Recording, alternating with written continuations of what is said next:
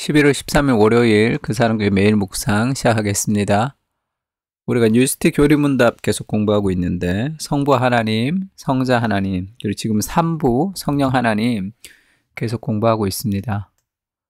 48문에 이제 교회는 무엇입니까? 라는 질문이고요. 답은 교회는 하나님이 직접 택하시고 지키시는 공동체입니다. 이 공동체는 영생을 얻도록 택함받고 믿음으로 하나 된 자들로 함께 하나님을 사랑하고 따르며 배우고 예배합니다. 하나님이 공동체를 보내셔서 복음을 선포하게 하시고 함께 나누고 서로 사랑하는 모습을 통해 그리스도의 나라를 미리 보여주십니다. 이 교회에 대해서 이제 한 이틀 동안 좀 진행을 할까 합니다. 교회가 먼저 이제 공동체로 우리가 부름을 받았다는 것을 좀 알아야 되는데 로마서 12장 4절 5절에는 이런 말씀이 있습니다. 우리가 한 몸에 많은 지체를 가졌으나 모든 지체가 같은 기능을 가진 것이 아니니 이와 같이 우리 많은 사람이 그리스도 안에서 한 몸이 되어 서로 지체가 되었느니라. 하나님께서 사람들을 그리스도 안에서 한 몸으로 서로 지체가 되었다 이렇게 얘기했죠. 지체라는 단어를 조금 더 쉽게 이제 표현하자면 유진 피터슨이 메시지 성경에서 이제 이렇게 표현을 했습니다. 지금 이 구절을 우리 많은 사람이 그리스도 안에서 한 몸이 되어 서로 지체가 되었다라는 이 구절을 이렇게 표현했어요. 인간의 몸에 다양한 부분이 있는 것처럼 우리도 각 지체가 몸 전체를 통하여 그 의미를 찾는 것이지 몸이 각 지체의 그 의미를 찾는 것은 아니다. 우리 손가락, 발가락이 있으면 손가락, 발가락이 몸에 붙어 있기 때문에 기능을 가지는 것이죠. 우리가 말하는 몸은 구원받은 백성들로 구성된 그리스도의 몸이다. 우리 각자는 그의 몸에서 우리가 해야 할 기능과 또 우리가 갖는 의미를 찾아야 한다. 손가락이 잘리고 발가락이 잘려나간다면 그 자체로 무슨 의미가 있겠는가? 우리가 그리스도의 지체로 부름을 받았는데 이 개인적인 지체 하나로는 아무 의미가 없다는 거예요. 몸에 붙어 있을 때만 의미가 있는 거죠. 우리가 손가락으로 발가락으로 우리가 구원을 받았는데 그건 몸의 일부로 몸과 연결되어 있는 지체로 받은 것이지 내 개인이 단독으로 받은 게 아니라는 거예요. 그래서 이 손가락 발가락이 잘려나가 있으면 의미가 없습니다. 그러니까 공동체가 없는 신앙생활이라는 것은 존재할 수가 없어요. 인간이 태어나면 부모님이 정해져 있죠. 그리고 형과 누나가 이미 결정되어 있습니다. 내가 결정하는 게 아니에요. 태어나면 이미 있는 거예요. 그래서 모든 인간은 가정이라는 것 안에서 태어납니다. 혼자서 아래서 태어나는 존재가 아니에요. 우리는 가정이라는 테두리 안에서 존재하는데 왜냐하면 하나님이 삼위일체로 존재하기 때문에 가정이 없이 홀로 아래서 태어나는 존재가 없는 거죠. 우리는 그 관계성 안에서 태어납니다. 그러니까 똑같아요. 육적 탄생과 마찬가지로 영적인 탄생도 마찬가지입니다. 우리가 하나님을 아버지로 모시고 양육하는 어머니인 교회를 어머니로 받아들이면서 우리는 형제, 자매, 그래서 우리가 교회 오면 형제님, 자매님 이렇게 얘기하죠. 이미 결정되어 있는 형제들이 있다는 거예요. 그리스도 안에서.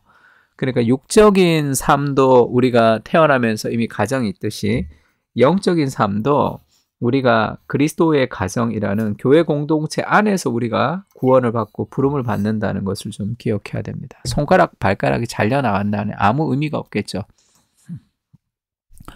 그래서 오늘날 교회 안에 들어와 있는 두 가지 오류가 있는데 하나는 내가 하나님과 연결돼 있고 그 하나님이 예수님과 연결돼 있어서 내가 예수님과 연결된다는 개념이고요. 또 한 가지는 내가 하나님과 연결돼 있고 하나님이 교회와 연결돼 있어서 내가 교회와 연결되어 있다라는 그런 개념입니다. 근데 신약 성경에는 이런 교회에 대한 가르침을 거부하고 있어요. 이런 교회라는 존재하지 않고 신약 성경에는 우리가 떨어져 있는 것이 아니라 그리스도의 몸으로서의 교회로 우리가 존재하고 있습니다.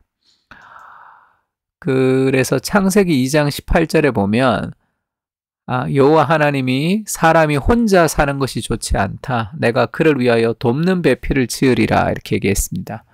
이때 돕는 배필을 지으리라 했던 말이 결혼에 대한 이야기는 아니에요. 반드시 결혼할 사람이 있어야 된다라는 뜻은 아닙니다. 이 구절이 결혼에 대한 이야기이긴 하지만 모든 사람은 혼자 사는 것이 하나님 보시기에 좋지 않고 반드시 결혼하라는 얘기는 아니죠. 왜냐하면 인간의 가장 모델이 되신 예수 그리스도가 결혼하지 않은 인간으로 이 땅에 오셨습니다. 그래서 결혼하지 않은 상태가 부족한 상태가 아니에요. 결혼하지 않아도 완전한 상태입니다.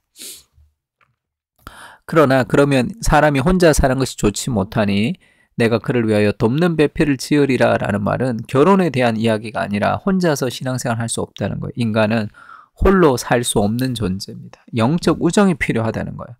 왜 그렇게 인간이 혼자 사는 것이 좋지 않은가 하면 지금 창세기 2장이니까 이거 죄가 들어오기 전이죠. 인간이 타락하기 전에도 인간은 하나님과 더불어 만족했더라 이렇게 성경에 나오지 않고 죄가 없지만 하나님과 아담만으로는 좋지 않은 존재라는 거예요. 왜냐하면 인간은 반드시 그 자기의 사랑을 나눌 그리고 자기의 은혜를 나눌 다른 영적인 우정이 필요합니다. 왜냐하면 하나님이 삼위일체로 존재하시잖아요. 하나님이 삼위일체의 관계적 존재로 존재하시고 그 삼위일체의 행복을 인간에게 나눠주기 위해서 세상을 창조하셨거든요.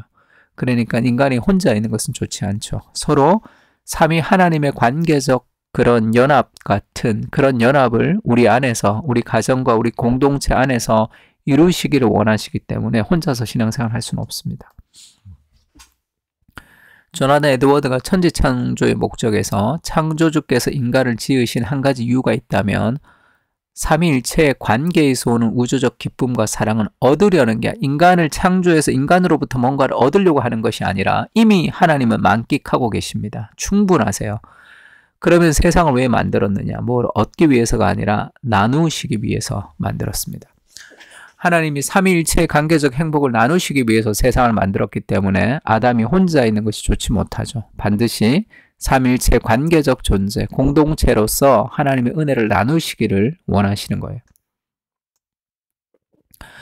그래서 교회 공동체가 하는 가장 중요한 일은 삼위일체의 연합을 우리가 이제 그 원형으로 해서 교회 공동체를 통해 삼위일체를 이루어가는 겁니다. 그 삼위일체를 이루어가는 핵심은 self giving love라고 그랬죠. 그 자기 자신을 내어주는 사랑, 그것이 삼위일체의 핵심입니다. 그 삼위일체의 사랑과 연합의 핵심은 스스로 자기를 내어주는 사랑이죠. 그러면 교회 공동체가 해야 될 가장 중요한 거, 그것은 서로 사랑하는 겁니다. 어떻게 서로 사랑할 수 있냐? 내가 너희를 사랑한 것 같이 너희도 사랑하라. 인간의 노력으로는 우리가 사랑하고 싶은 사람을 사랑하고 사랑하고 싶지 않은 사람을 사랑하지 않죠. 그것이 인간의 본성입니다. 근데 내가 너희를 사랑한 것 같이 예수님이 나를 사랑하시는 은혜를 깊이 누릴 때 우리는 다른 사람을 사랑할 수 있는 거예요.